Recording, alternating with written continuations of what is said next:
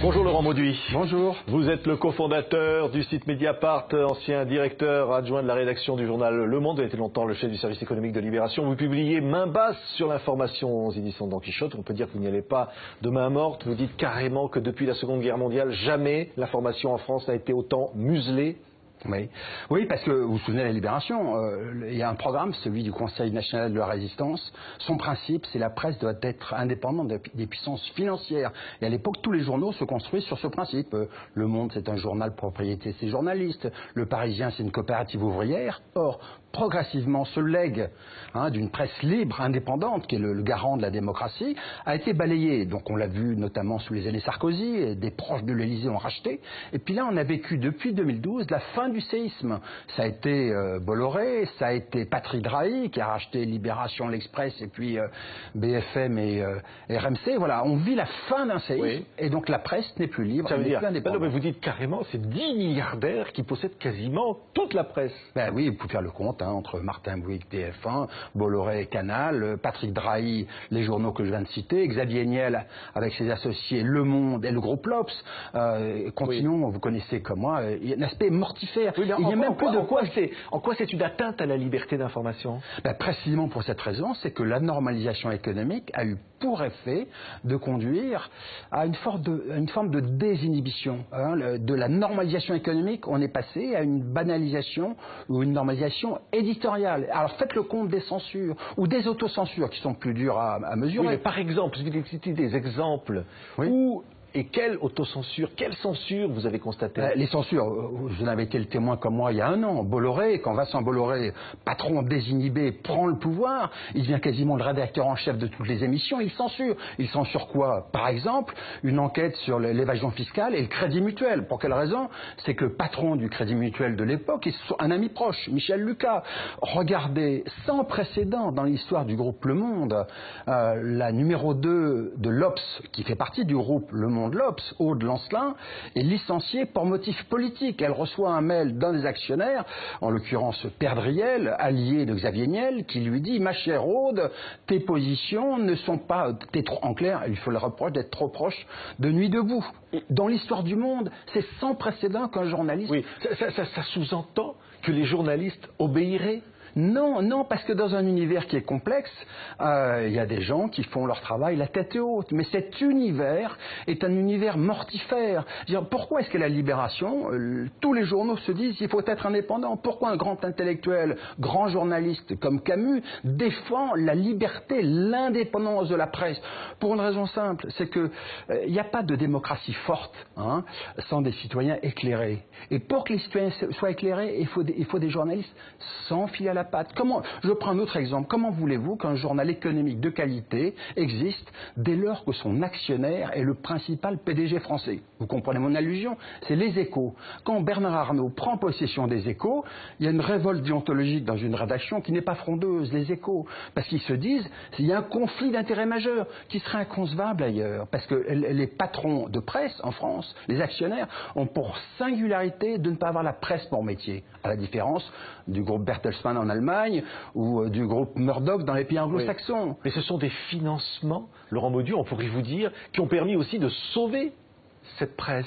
Non, bien sûr que non, parce que regardez, prenez l'exemple de Patrick Drahi, qui est le produit de cette époque folle, produit de la finance folle. Que fait-il?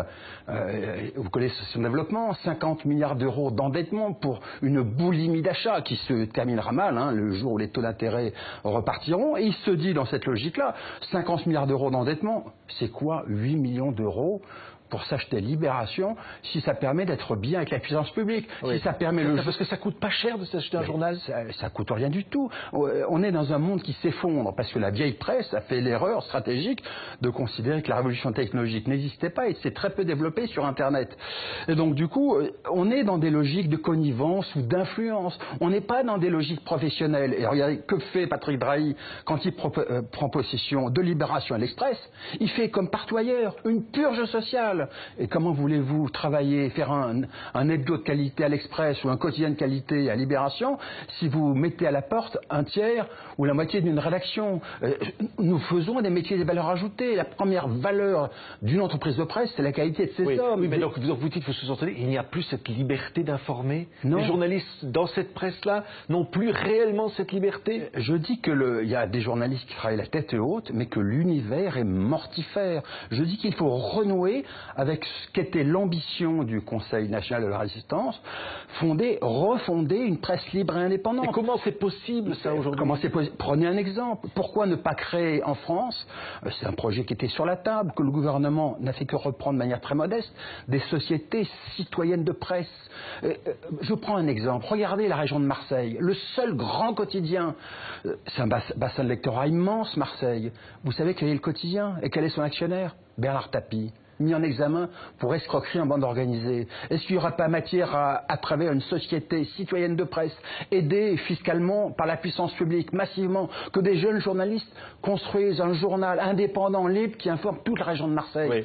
Ces exemples, on peut les multiplier. Est-ce que derrière cela, ça voudrait dire, Laurent Mauduit, qu'il y a une espèce d'oligarchie, vous dites de milliardaires, qui peuvent décider de l'orientation de la presse en France, voire décider de faire gagner un candidat à une élection? Observez bien ce qui s'est passé avec Vincent Bolloré. Quand Vincent Bolloré arrive, on pense qu'en fait il est proche de Sarkozy et que s'il a voulu Canal, c'est pour aider Sarkozy. C'est vrai qu'il a été proche de Sarkozy, il lui a prêté son yacht, vous vous souvenez de cette séquence-là.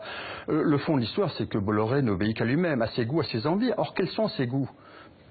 C'est un catholique traditionnaliste très marqué à droite. Et qui nomme-t-il à la tête d'ITélé quand il prend possession de Canal et de sa filiale ITélé? Il nomme un jeune homme, Guillaume Zeller, qui est le petit-fils d'Adrien Zeller, l'un des généraux putschistes, et qui lui-même, parce qu'on n'est pas responsable de ses ascendants, lui-même est un défenseur, dans ses papiers, du général Paul Ossarès, qui a promu la torture en Algérie. Voilà l'environnement idéologique d'un Vincent Bolloré, qui a, dans ses chaînes antérieures, a installé certains chroniqueurs à la main,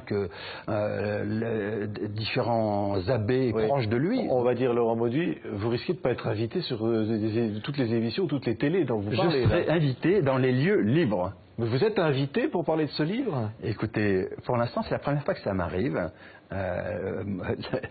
Nulle part pour l'instant. Mais nous verrons bien. Peut-être que les choses chemineront, peut-être que des journalistes se saisiront du livre. Mais je m'attendais un peu à ce qu'il y ait quelques difficultés de communication autour de ce livre. C'est la preuve par l'absurde du fait que ce que je dis est sans doute exact. Merci Laurent Mauduit, cofondateur du site Mediapart, en tous les cas notre invité pour Main basse sur l'information, publié chez Don Quichotte. Merci. Merci.